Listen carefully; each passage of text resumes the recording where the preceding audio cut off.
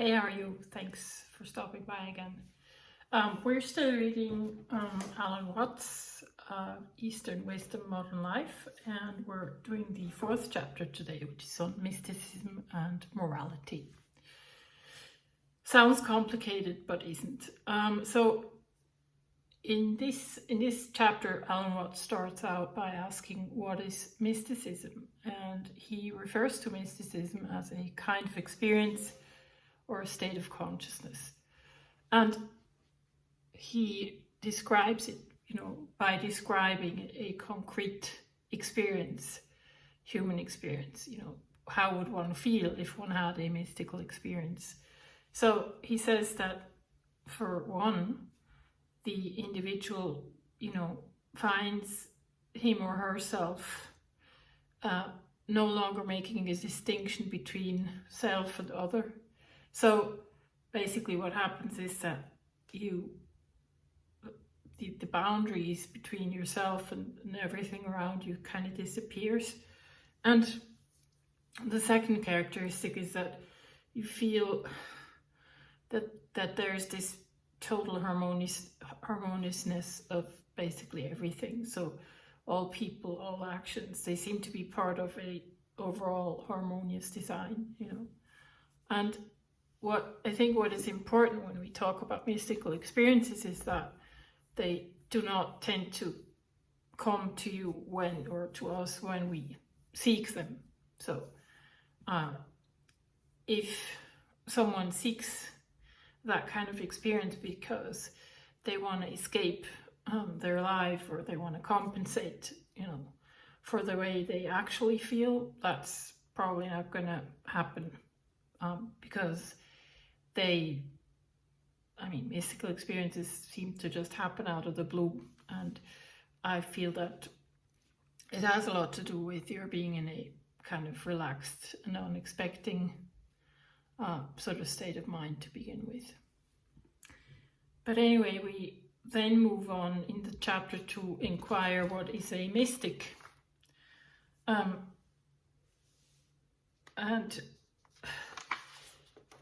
from the point of view of a mystic, everyday problems seem to use their meaning. The mystic understands that, the meaning of being alive pretty much is to just be alive, and so he's no longer striving to achieve anything beyond himself, so to speak. So, this type of frenzy, this type of activity, frenzy that most of us are in, every day, most of us seem to engage in, seems absurd to the mystic. And he turns to another sort of central idea of Hinduism in order to explain yet another characteristic of the mystic.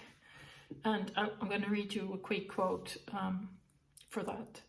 One of the greatest ideas that has ever been produced is the Hindu idea that the world is a drama in which the central and supreme self behind all existence has gotten lost and has come to believe that it is not one supreme self, but all the creatures that there are.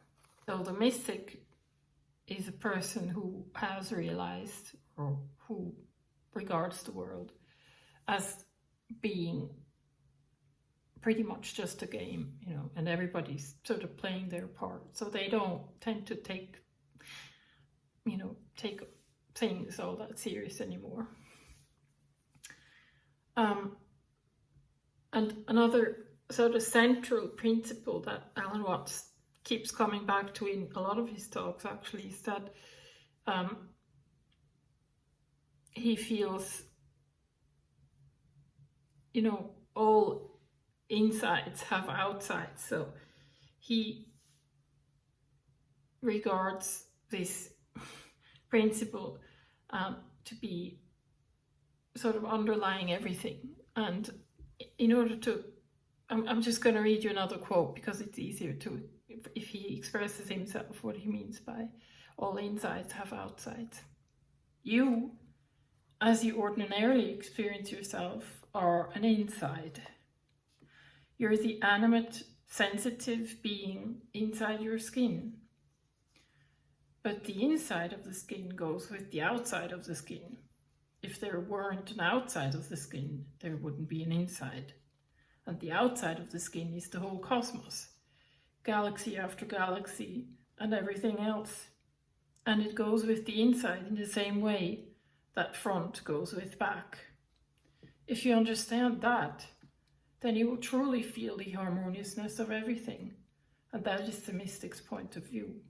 Then we go over to exploring the relationship between morality and mysticism. And he first explains what morality is. Generally, we refer to a set of rules, and we also think that, it's sort of understood that, any set of rules needs mutual agreement among those adhering to the rules. Otherwise they wouldn't make a whole lot of sense. So there's an authority, there's sanctions, and there's power behind those rules. And usually when the rules are transgressed, there will be punishment in some form or another. And he uses mysticism and morality. He sort of puts it in contrast because he feels that mysticism usually comes into conflict with morality, especially in the context of a religion.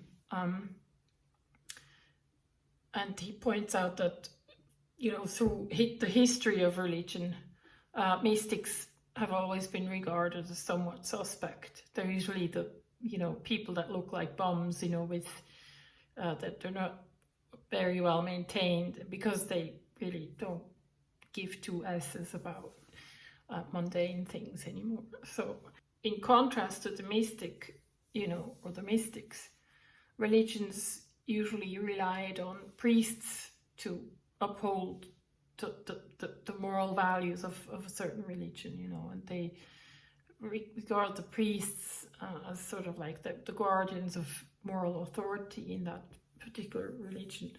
So when a mystical experience appears in the context of religion, there's usually trouble.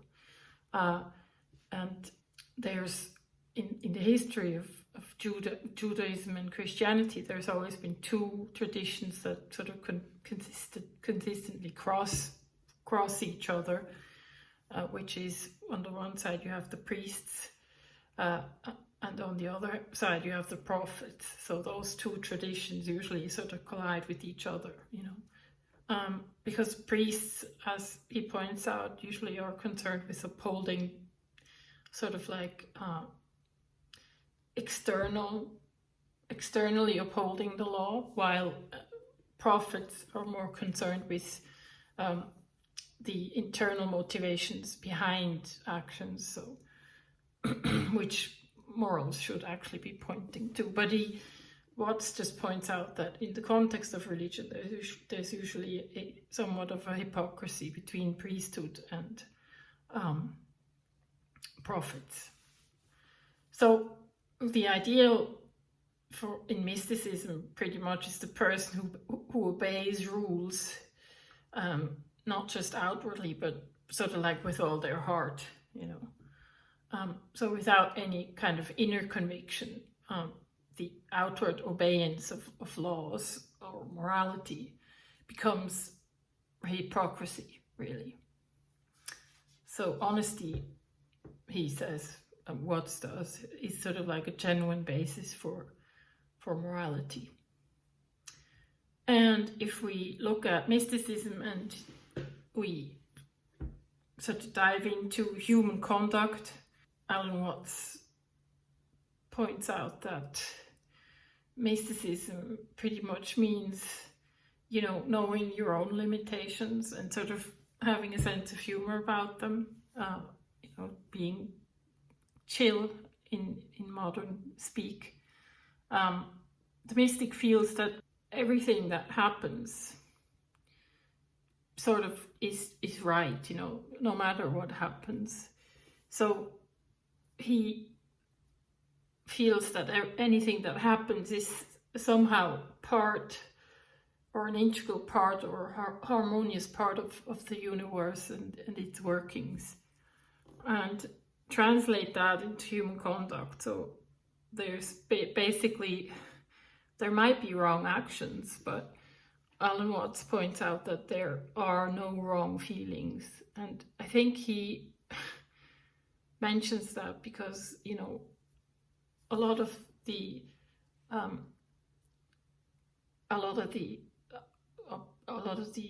opposition between sort of the priest caste and the prophet caste, he feels, comes from the priest actually suppressing,